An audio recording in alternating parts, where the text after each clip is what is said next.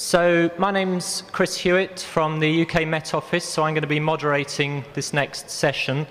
This is going to be slightly challenging, I suspect. So, as was said earlier by Steve, there's another conference going on at the moment in Africa, which unfortunately we clashed with, ClimDev conference, and so we're going to try and join up with that meeting a few times during the week. And we have Bruce Hewitson, who will be joining us hopefully by Skype shortly, once I've finished introducing this session. So we're going to carry on setting the scene here as to where we are and looking at examples from different areas. So we'll have several speakers. So we'll have a national perspective from South Africa, the United States, and a needs perspective from the Red Cross Red Crescent. Unfortunately, the next speaker was not able to make it. He's had a family situation, so he sends his apologies and he's not able to be here today. So rather interestingly, I'm going to shuffle my 30-minute talk from tomorrow to a 20-minute talk, which the longer I talk here is going to be 19 minutes or 18 minutes talk. So I'm going to try and squeeze my UK perspective talk in this session. And then we'll have Simon Mason with the research perspective. We're going to run these all as talks back to back and then have a panel discussion. So if I could ask all of the speakers, obviously apart from Bruce because he's on a different continent, all the speakers to come up the front here, and then we'll take questions at the end before lunch. So doing this a little bit on the seat of my pants here, we'll see how this pans out, but hopefully this will be very successful. Bruce, can you hear me before I carry on? Can you hear me, Bruce? No. If you can hear me, can you wave? Because perhaps we haven't got sound.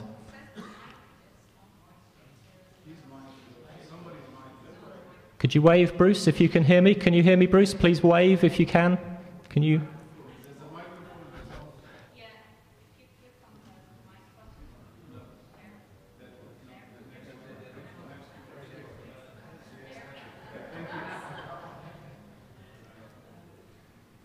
Can you hear me, Bruce? Right, first stage successful. I don't know if you heard that introduction, Bruce, or not. So we're going to go to your presentation now, Bruce. Taking questions could be challenging for yours by the sound of it. So we may not take questions, but we'll see how this pans out, Bruce. But if you... Can Bruce see me? Because I'm wondering how to give him a 2-minute warning as well as to when 20 minutes is up. But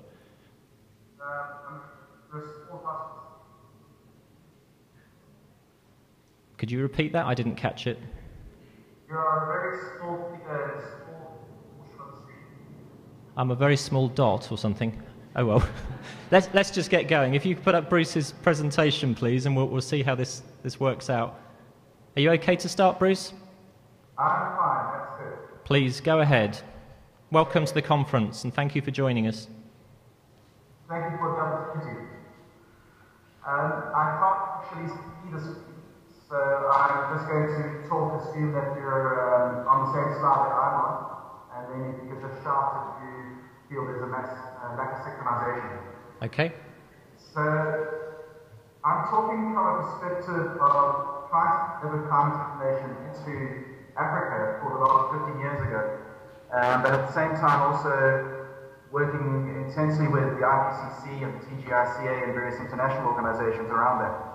So this is a perspective that is really trying to say that climate services is very nuanced, and I believe at a critical juncture at the moment where the danger is to do simplistic climate services which can lead to problems, and I hope to try and unpack that as we go on.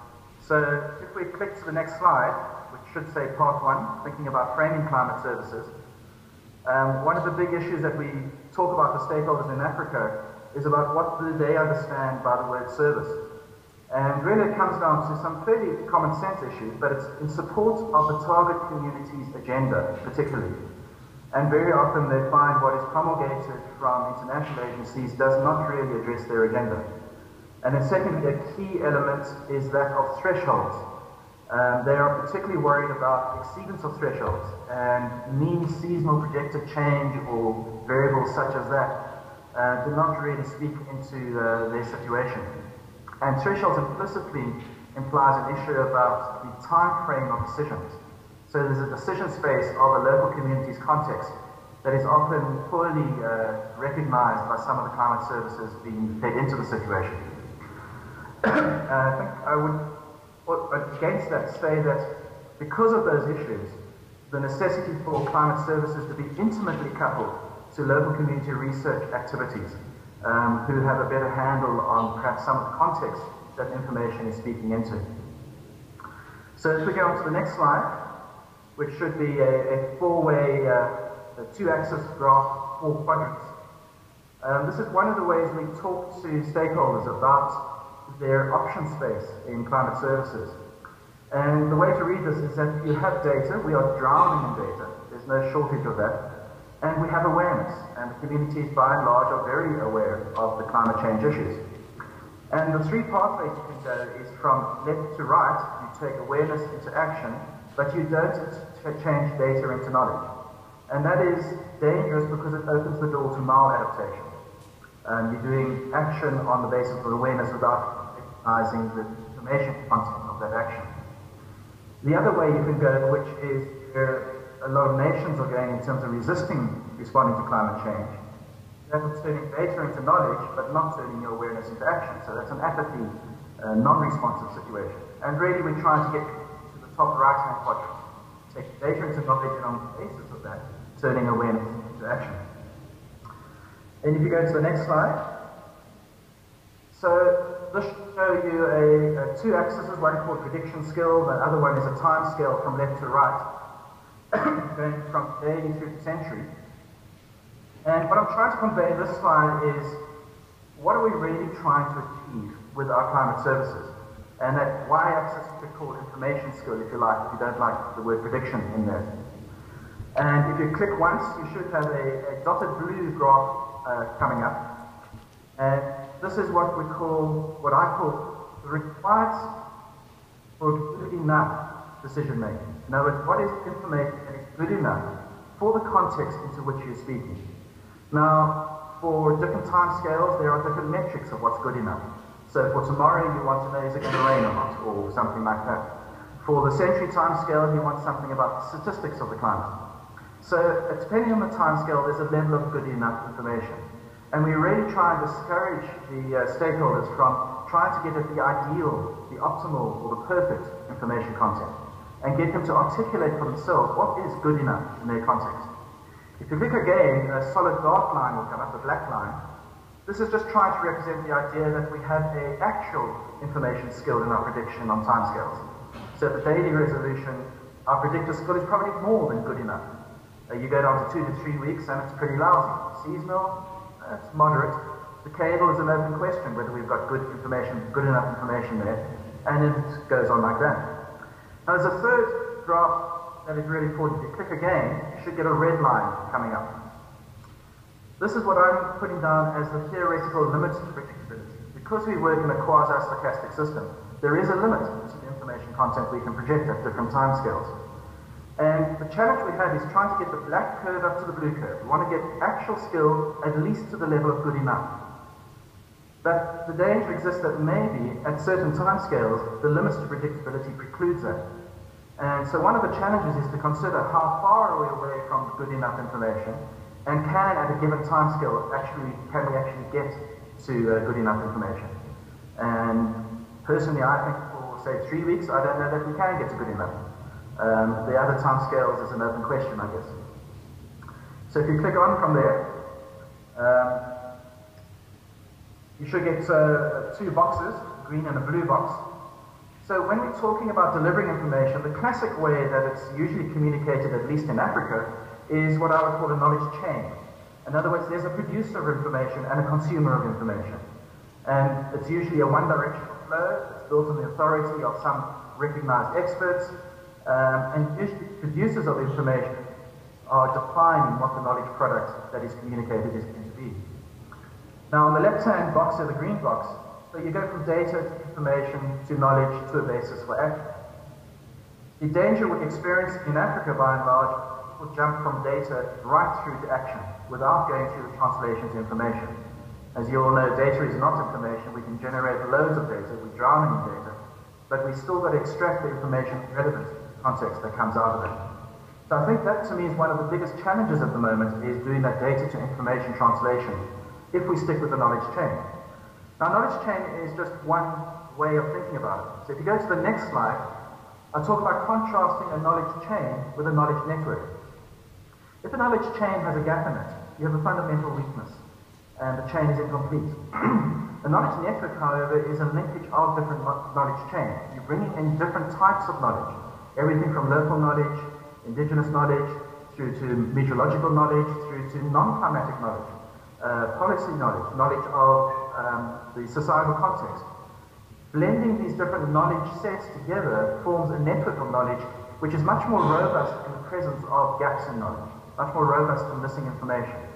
And because we will always be working with incomplete information, the raw, simple knowledge chain is very vulnerable to opening the doors to decision-making that is poor. So within that idea of a knowledge network, you can start thinking about what are the consequences of a particular knowledge gap, which helps us to start thinking about what are the priority investments that we need to be making to generate the priority knowledge gaps to bring resilience and robustness to that knowledge network, and informing how you make decisions on the incomplete knowledge. And particularly the last point on that slide, I think, which is one of the grand challenges at the moment, how do we integrate multiple streams of information and not just a single line of data coming from one particular source and being communicated to a user. If you go to the next slide, this is my very cynical view of knowledge communities, because if you want to think about a knowledge network, you need to think about the communities within that network. So this is a multiple click slide, so hopefully we'll stay in synchronization. If you take one click, you should have an elephant that appears on the screen. Now, I don't know how many of you know the Indian fable of 6 blind men coming upon an elephant in the forest. And the blind man touches the tail and says the elephant is like a snake. The other one touches the side of the elephant and says the elephant is like a wall, and so they go on. And the idea here is that we are all different communities trying to identify what this elephant looks like. Now, if you click again, the first community we need to speak about is the user community, the community that is vulnerable to what this elephant is about to do. And if you click again, thinking about in the classic sense of, say, IPCC paradigm, the first community beyond the vulnerability community is that of the scientists trying to understand what the elephant is and what it will do. And most of the message coming out of the working group 1 type of IPCC communities is, it's probably, all else being equal, perhaps maybe, if I read it right, it's going in that direction. Then you have a click again and you get another community, which is the mitigation community. The mitigation community is trying to steer the elephant. They're trying to say, with a bit of luck, we can keep it under 2 degrees warmer, maybe. They hopefully can steer the community. Personally, I'm pessimistic about that. I don't think we have much choice, but that's a community that's trying to steer the elephant. And then you click and you get the adaptation community. The adaptation community is standing on the sidelines and saying, move, run, stop, do this, do that. They're trying to accommodate the behavior of this elephant. Now, between all these communities, we have barriers. Even within the IPCC, for those of you who are involved in the IPCC, know that the different working groups are very poor at communicating to each other. And outside the IPCC, it's even worse. So there are major language, conceptual, priority, agenda, value, ethics, boundaries that sit between these communities. But there are a whole other layer of communities, which brings another dimension. So if you click again, you should get a whole series of different communities popping up on the screen in yellow bubbles. There's the self-interest community who say, I'll wait until you go first. There's the denial community that says, elephant, what elephant? There's the conspiracy community that says, it's not an elephant, it's just a mouse, we don't really need to worry. The catastrophe community, in which the media are culpable, I believe, say it's the end of the world, they like their one-liners. The funding community, who say, we will engage with you, but only so far as it meets our agenda.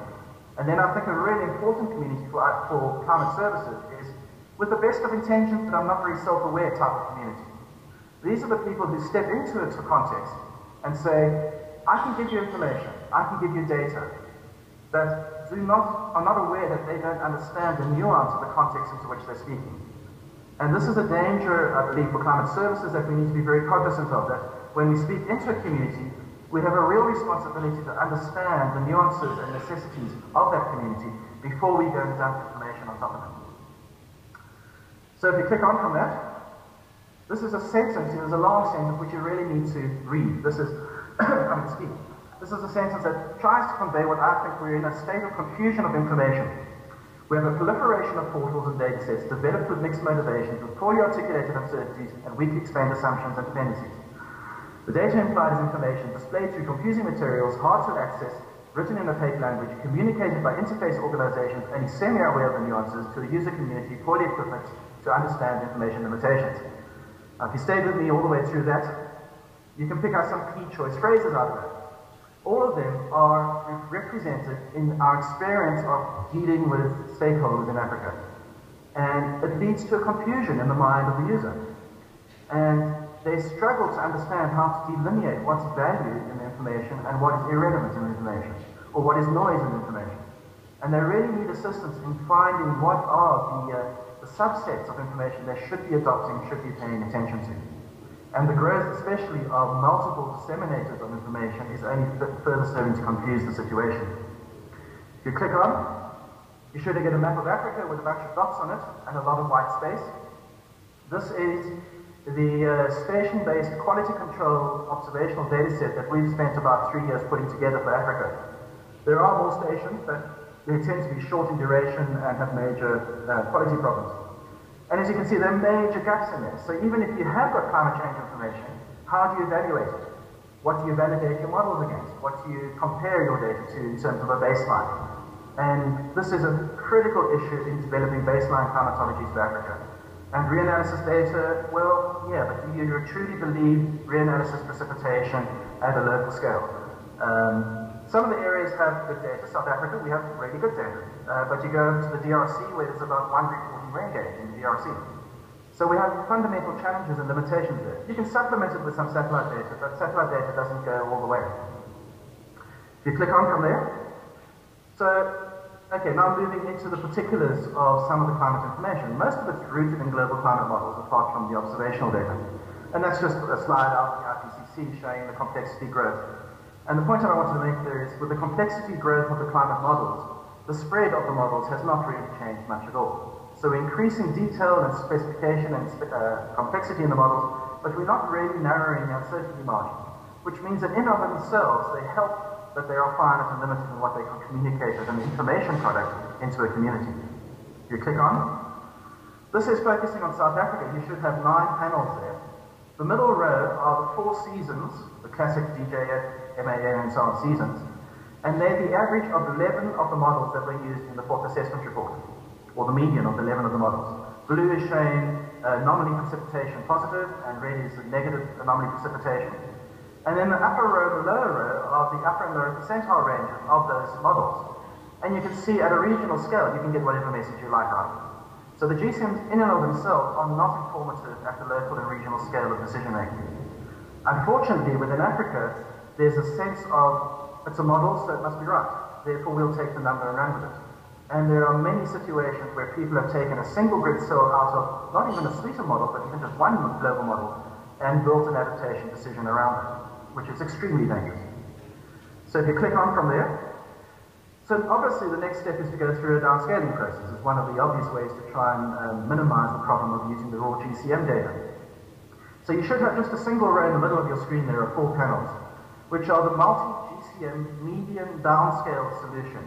This is downscaled to a 25-kilometer resolution over South Africa from 11 GCMs of the AR4, downscaled using daily drivers of downscaling. If you click again, you should get the upper and lower percentile ranges, and with some black circles on the screen.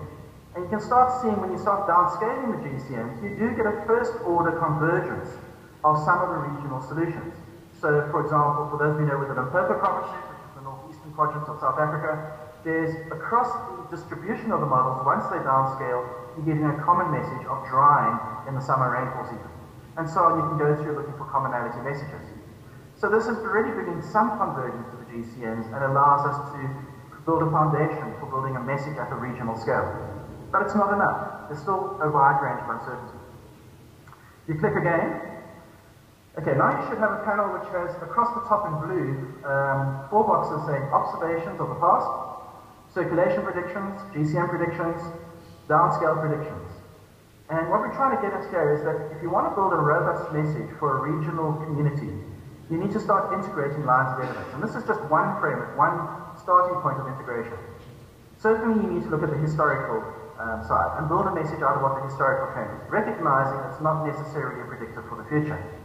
Then you look at the changes in circulation predicted by the GCMs and also the GCM large-scale pattern changes of the surface variables to build a message out of the first-order response of the large scale that the GCMs are skillful for. And then you take into account the downscale predictions. So if you click again, you should get a second yellow row appearing. And the challenge here for climate services is to integrate these lines of evidence. And there are two types of integration that you want to do. You want to integrate to produce a data product that is relevant to the types of impact tools being used in the region. So integration here for a data product does not mean averaging all the data sets together, because you're smoothing and blending the data. If you're running a crop model, you need daily time series. So how do you actually integrate the data, integrate the messages and the information in those sources to produce something that is a data product of value for an impacts modeling? But more importantly, we find the bulk of the communities we're speaking into want storylines. They want robust messages around the anomalies. So they want to know this region is heading this direction and what sort of confidence you can put on it. They don't actually really need the numbers. They may want some timescales to it, certainly. But they're much, much more generic in terms of wanting storylines. And I don't know how many global climate models are sitting in the room, but when did you last develop a story? And it's a real challenge to get the global modeling community to develop stories. Or whose responsibility is it to develop a story? Because whoever does that needs to be cognizant of the nuances of what a model can and can't do, and how to integrate these different issues together. Inevitably, those foundations are not always in place. But sometimes you can do a lot just with the circulation. So if I say to somebody in Cape Town, where I'm from, and say, well, cold fronts are decreasing intensity, that conveys a first-order message about it. Now, there's nuances to that that need to be unpacked. But you can start building messages that have a degree of robustness to them that is not just a data dump onto a community. Then if you click again, you'll get a last third green bar there, which is then to take those products and integrate them into a contextual realization of what's actually happening in your community. So if I'm working up in the eastern part of South Africa, I'm contextualizing it by the subsistence farmers whose primary issue is not how much rainfall I'm getting and what that changes.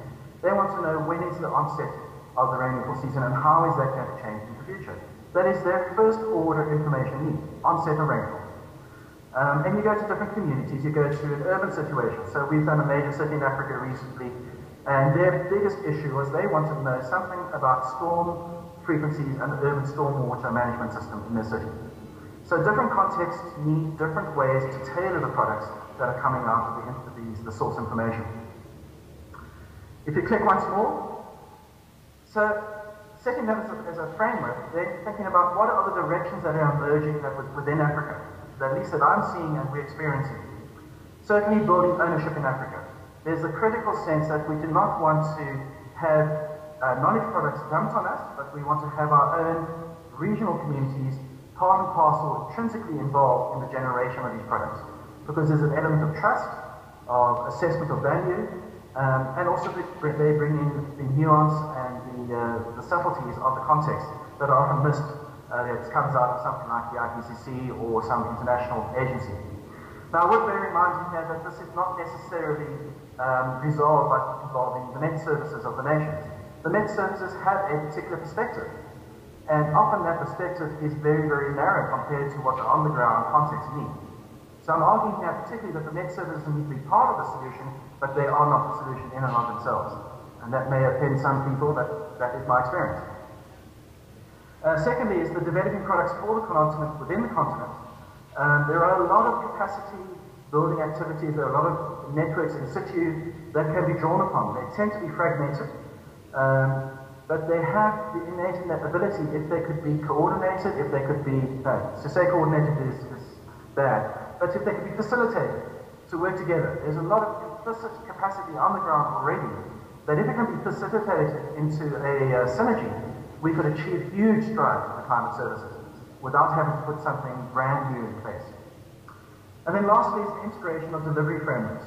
There's this proliferation of frameworks out there, but we have particular keys to link adaptation tools With climate information portals and the climate projections, typically these operate separately, and so a stakeholder will go to one product, then they'll go to another product, and they won't really recognize possible disjunctures or contradictions that are between them. And particularly on the issue of contradictions, some of the data products that are being communicated into Africa are fundamentally at odds with each other. Sometimes because one's based on a downscaling and the other one's based on a GCM. And a particular region where you may have strong topographical forcing, for example, these two products may have completely contradictory messages. And the user is totally clueless as to how to manage this contradiction. So there's a need to integrate some of these delivery frameworks. Some of the ones we're doing at the moment is we're working with, for example, JPL on a particular product, integrating the satellite with some of our information portals. And we're working with Stockholm Environmental Institute on integrating their adaptation platforms with some of these things. Trying to bring not a one-stop shop. I'm really not arguing for a one-stop shop. I think that is wrong.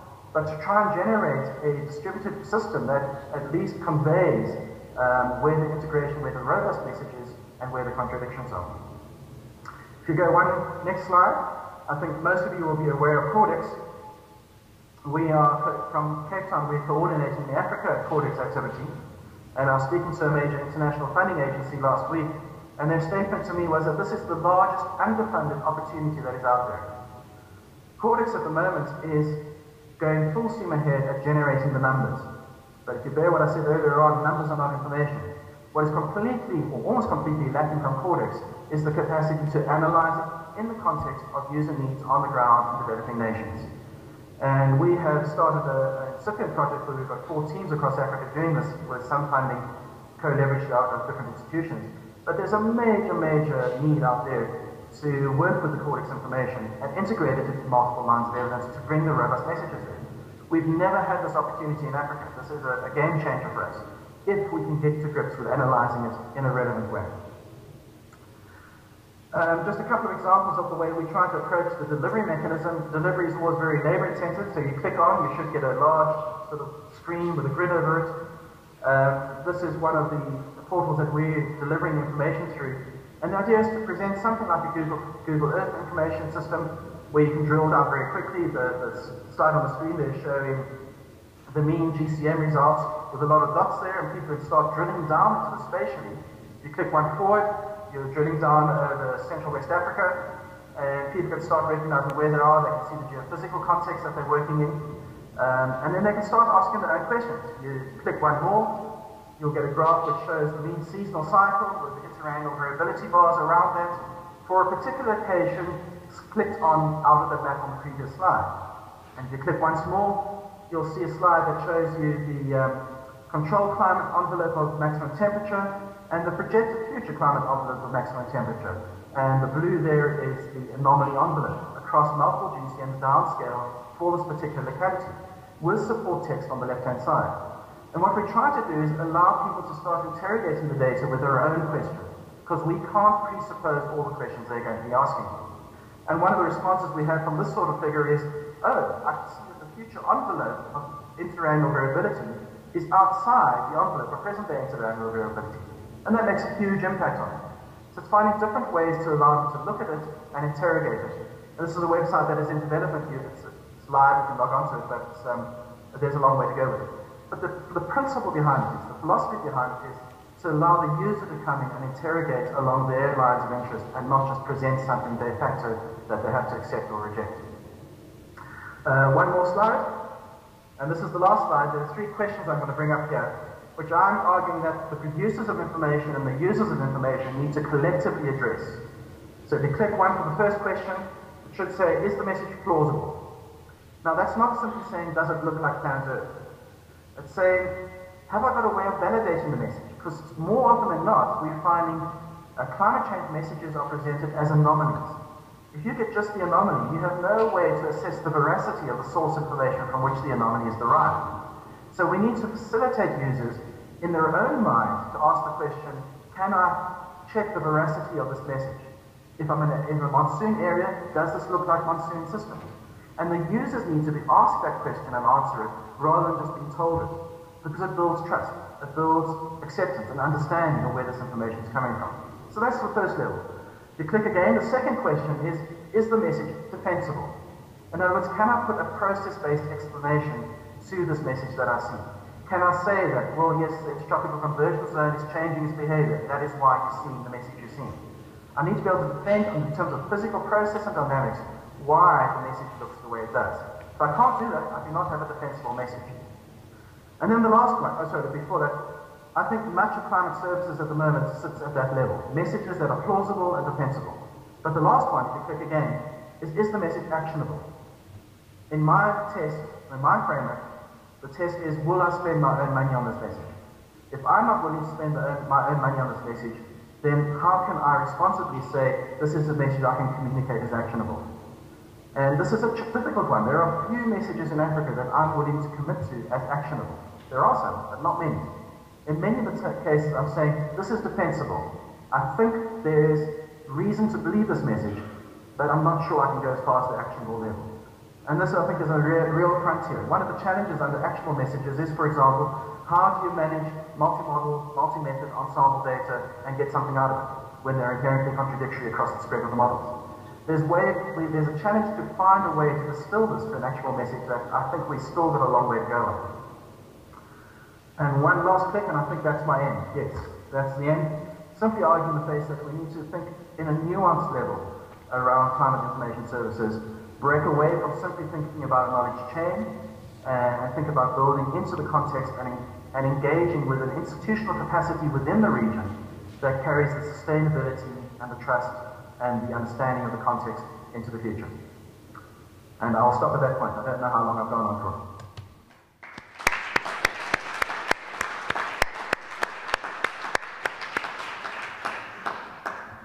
Thank you very much, Bruce. That was excellent. We're going to be having a discussion here later, and the information, the input, the perspective you provided us with will be very useful for our ongoing discussions over the next few days.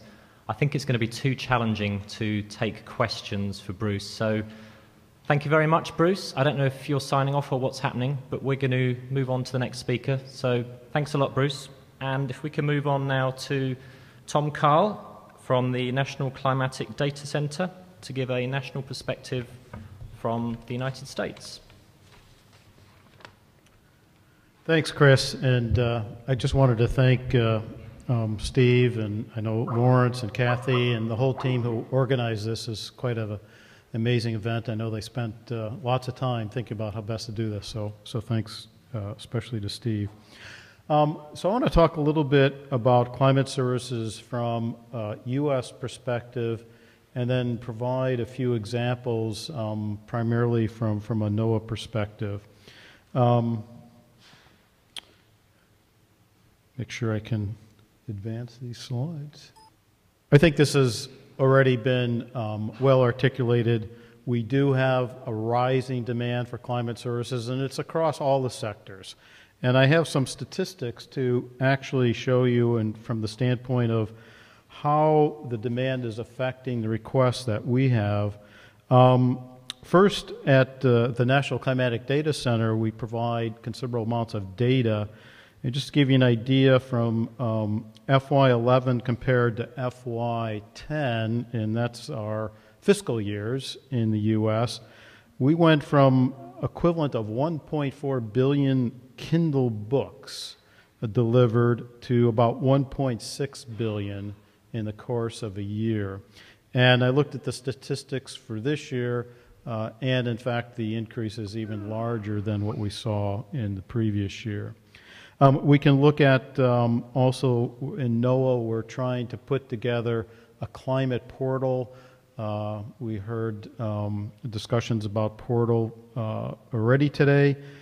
The portal was a way for us to try and integrate the information that you can get from the various centers and labs within a single agency. Try to integrate that to see if you can't produce it, make it more user-friendly. So that's a beginning effort. We've seen a great increase in number of site visits to that portal. And we already heard today about the importance of having actual live people answering questions. And we had about 25,000 telephone, email, facsimile requests last year that we responded to for climate data and information.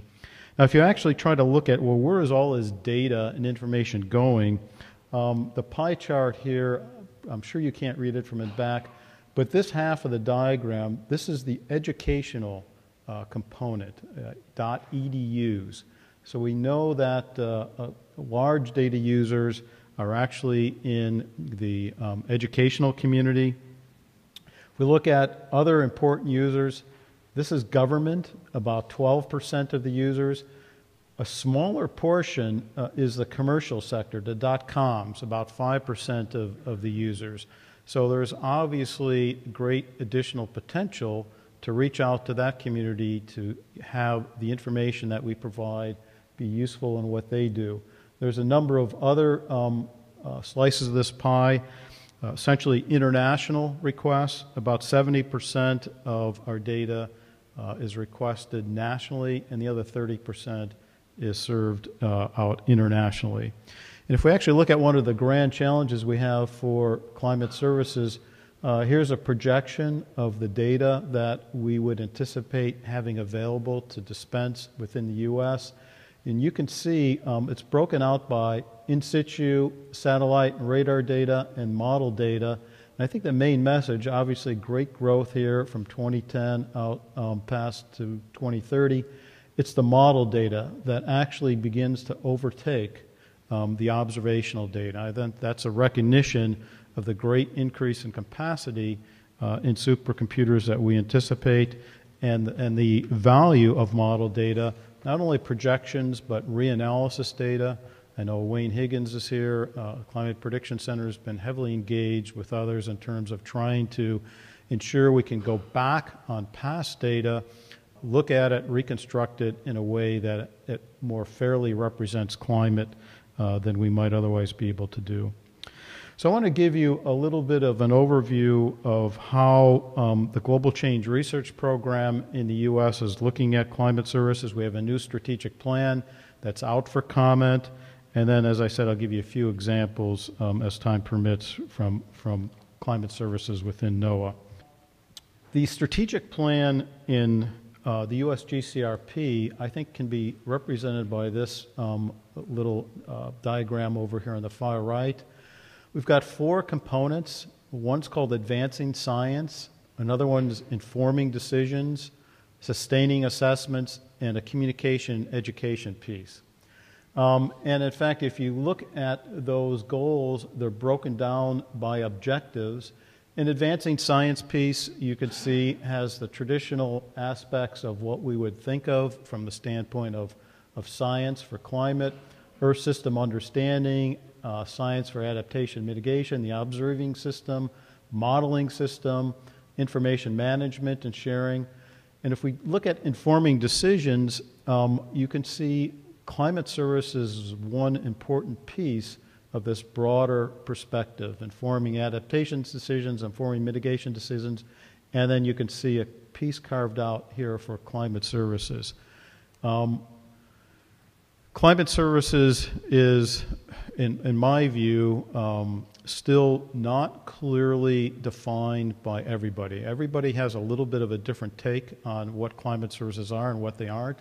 But from a US GCRP perspective, you can see not all of this is called climate services, but there's an important piece here called climate services. One area where the US GCRP is moving out on with respect to climate services is something called the Global Change Information System. This is a system that's aimed to make data and information that will start out by looking at a national climate assessment that we're doing in the US, make that data available, make it transparent, make it easily understood, make it capable of non-scientists understanding the value and the uncertainty of those data. This is going to be a grand challenge.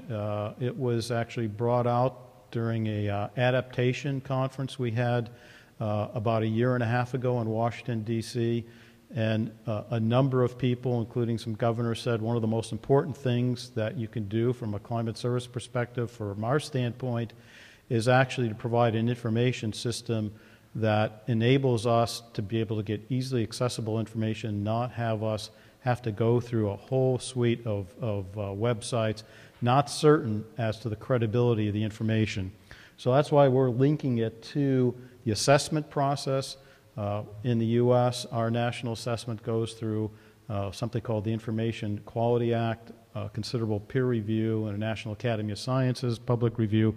So we thought that would be a good place to start and to see how this actually evolves.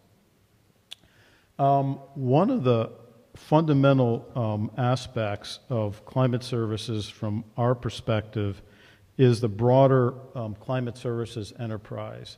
And that includes not only the federal side, but the commercial side, the academic side, and in particular, the international community. And unfortunately, it's hidden a little bit by this handshake, but the international community is key. We've got a great tradition and the ability to work collaboratively together. Our observing systems link us together. And that actually is going to be key to successful climate services from our perspective. The key aspect for us, again, is developing these partnerships, and it is tricky because with the commercial sector, there's a for-profit motivation, there's proprietary information. On the federal side, everything is open and transparent. So this is going to be some difficult navigational areas for us, but it's extremely important for us to be able to do this, we think, to provide the best climate services that are possible. I'll provide a few examples in terms of how we're thinking about climate services in NOAA. And this diagram I know is a little busy. We in NOAA have said there's a number of areas we will focus on in climate service delivery. Primarily those areas where there's a lot of mission interest within the agency itself. Sustainability of marine ecosystems. We have a National Marine Fishery Service, very significant number of requests for information. We manage coasts, marine sanctuaries, so coasts and climate resilience, extremely important. Climate impacts on water resources. We've had a long-standing effort, and I'll talk a little bit about our National Integrated Drought Information System. And then lastly here, we do have a weather service, long tradition of dealing with extremes of weather, and so certainly changes in extremes of weather and climate would be another focus for us. So when we think of climate services within our agency, we're building off of some important building blocks. Our observing systems, the data stewardship, climate monitoring activities, the understanding and modeling components, the predictions and projection components, and then trying to integrate that through service development and decision support systems. There's a recognition that research threads through all these activities, and so does services. And so there's a recognition that the service component and the research component need considerable interaction, service level agreements. If this isn't working well, the services become sterile quite quickly. There's a strong link back here to the researchers. And there's also recognition that some of the research actually becomes looking quite similar to services in some instances.